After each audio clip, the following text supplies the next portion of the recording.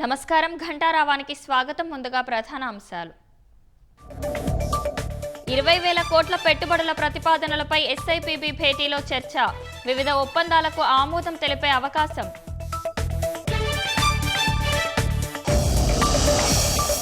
అబద్ధాలకు ambassador జగనేనన్న Atchanna. వాస్తవాలపై బహిరంగ చర్చకు సిద్ధమని సవాల్.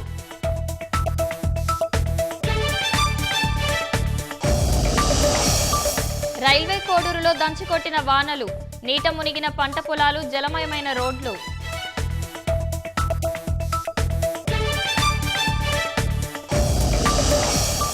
ఇవాళ 180కి పైగా విమాన సేవలను రద్దు చేసిన ఇండిగో. ముంబై, ఢిల్లీ, బెంగళూరు నుంచి సర్వీసులు నిలిపివేత.